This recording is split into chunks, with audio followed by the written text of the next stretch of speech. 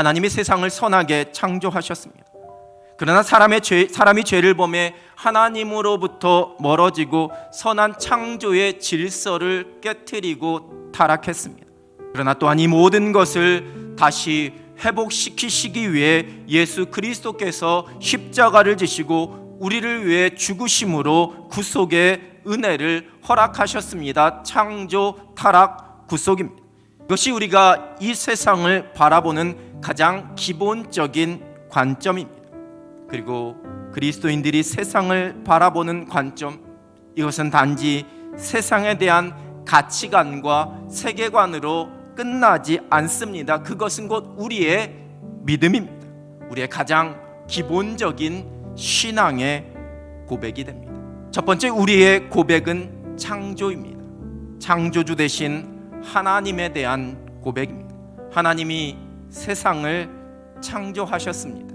우리는 이 고백 위에서 세상을 바라보며 이해하고 해석합니다. 창조주 하나님에 대한 믿음은 곧 하나님의 존재, 하나님의 살아계심에 대한 고백입니다. 기독교 신앙은 창조론을 선택하고 그것을 믿는 것이 아니라 살아계신 하나님, 하나님의 살아계심을 믿는 겁니다. 도저히 인간의 지식으로는 이해할 수 없고 설명할 수 없고 증명할 수 없으니 신앙입니다.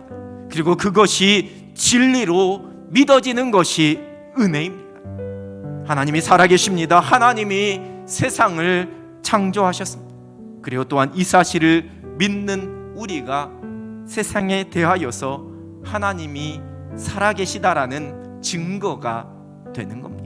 하나님께서 세상을 창조하셨기에 하나님이 온 세상의 주인이 되십니다. 그리고 주인 되신 하나님께서 온 세상을 다스리십니다. 이것이 우리가 창조주 하나님을 고백하게 될 때 함께 담겨 있는 믿음의 고백입니다.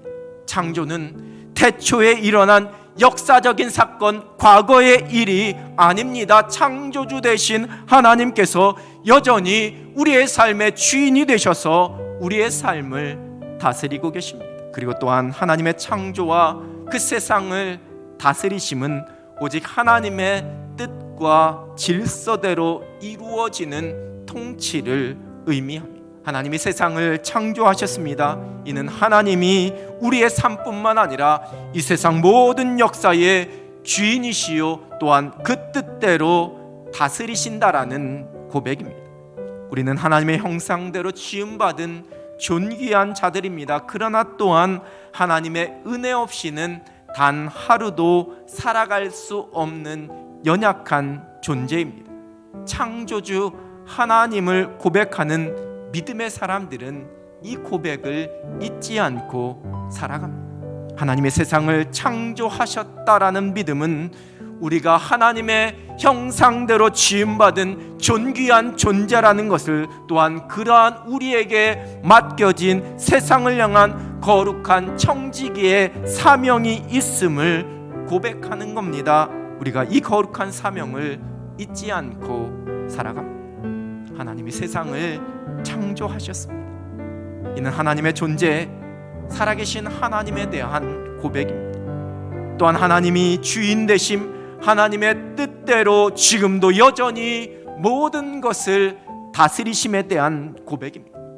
그리고 하나님의 형상대로 지음받은 거룩한 청지기로서의 사명에 대한 고백입니다.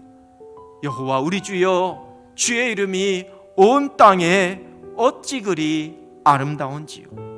위대한 창조에 대한 이 믿음의 고백으로 우리의 모든 것이 출발합니다. 하나님이 세상을 창조하셨습니다.